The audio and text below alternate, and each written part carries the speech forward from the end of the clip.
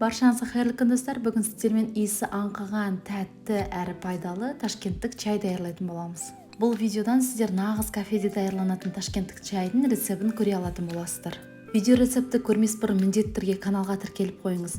Сонда сіз менің каналымнан әртүрлі торттар мен десерттердің мастер-классын, тағамдардың рецептін жіберіп алмайтын боласыз.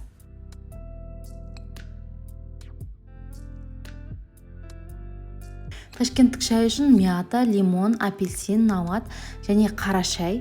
Мен бета чайдың фруктовый микс деп аталатын листовой чайын қолдандым. Чайға әртүрлі кептірілген жемістер, шөптер қосылған, сондықтан оның иісі аңқып тұрады. Егер бұл чай болмаған жағдайда басқа чайдың түрін қолдансаңыздар да болады. Және килограммен сатылатын листовой көк шайды қолдандым. Алдымен апельсинді долька етіп кесіп аламыз. Шамамен 3 долька бізге жеткілікті.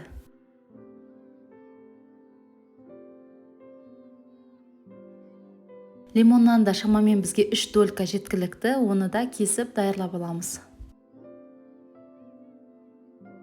Жалбыз жапырағын, яғни мятаны алдын ала жуып даярлап аламыз. Оны осы шайнегіміздің ішіне саламыз.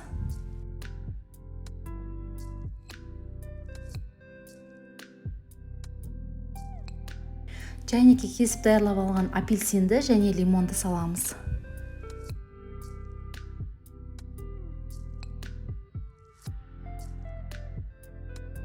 Шайдың дәмі жақсы шығу үшін апельсин және лимон шырынын аздап қоссаңыздар болады.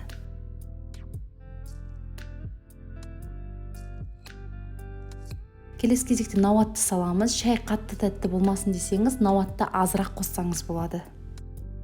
1 ас қасық көк шай және 1 ас қасық қара шай қосамыз.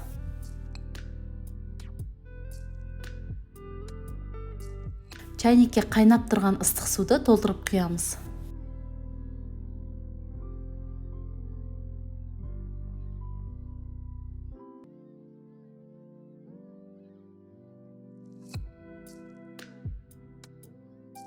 Чайниктің қақпағын жауып, шамамен 5 минутқа қалдырамыз.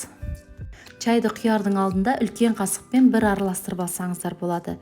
Осымен біздің өте дәмді, тәтті ташкенттік шайымыз дайын. Сіздер де міндетті түрде осы рецепті пайдаланып, даярлап көріңіздер. Ал мен сіздермен қоштаспаймын. Алдағы уақытта тек қана ерекше тағамдардың, әртүрлі торттар мен десерттердің мастер-классымен бөлісетін боламын. Сондықтан міндетті түрде менің каналыма тіркеліп, жаңа рецепті жіберіп алмас үшін қоңырауды басып қойыңыз. Айтпақшы, менің каналымнан сіздер пайдалы кеңестерді де таба аласыздар. Менімен бірге болып, менің каналымның дамуына үлесіңізді қосып жатқаныңыз үшін сізге көп алғыс айтамын.